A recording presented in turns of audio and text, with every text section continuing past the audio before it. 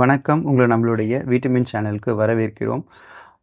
நான் பண்ணது என்னென்னா, ஆஸ்கர் வந்து ரொம்ப சின்னதாக வாங்கிட்டு வந்தேன். அரௌண்டு 2 இன்ச்சஸ் அந்த மாதிரி தான் இருந்துச்சு.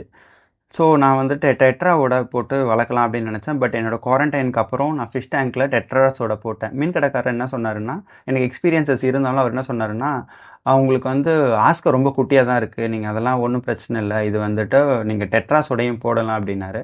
பட் என்னென்னா, என்னுடைய ஆஸ்கர் வந்து அரௌண்டு 2 இன்ச்சஸ்க்கும் கம்மியாக தான் இருந்தது. என்னுடைய டெட்ராஸ் பார்த்திங்கன்னா 3 இன்ச்சஸ், எல்லாமே 3 இன்ச்சஸ் கிட்ட தான் இருந்துச்சு. ஸோ இது அதோட பெருசாக இருக்குது, இது வந்து பெருசாக அட்டாக் பண்ணாது அப்படின்னு நான் நினச்சி தான் வந்துட்டு ஆஸ்கரை வந்து குவாரண்டைன் பண்ணி முடிச்சதுக்கப்புறம் என்னுடைய பெரிய டேங்க் டெட்ரா இருக்க டேங்க்கில் வந்து போட்டேன். நான் என்ன நினச்சேன்னா, இது வந்து ப்ளூ மாஃப் மாதிரியோ இந்த மாஃப் வெரைட்டி ஆஃப்ரிக்கன் சிச்லிட்ஸ் மாதிரி வாழை அதிகபட்சம் கிடைக்கும் அப்படின்னு நான் நினச்சேன்.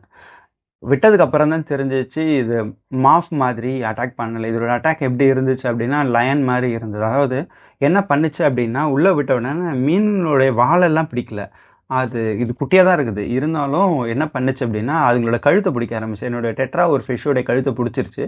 பட் அது கொஞ்சம் பெருசாக இருந்தனால இதோடைய வாயில் வந்து அது சரியாக மாட்டல. பட் அதோட கழுத்துக்கு கீழே வந்து அந்த செதில் மாதிரி பிஞ்சு கொஞ்சம் ரெட் கலரில் இருந்துச்சு.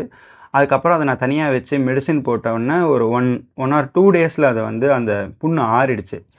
பட் என்ன தான் இருந்தாலும் ஆஸ்கரை கொஞ்சம் ஹார்ட் வெரைட்டி அப்படிங்கிறதுனால ரொம்ப சாஃப்டான வெரைட்டிஸோட போடாதீங்க. அது வந்து கண்டிப்பாக கடிக்குது. அதோட பெரிய மீனாக இருந்தால் கூட கிடைக்குது.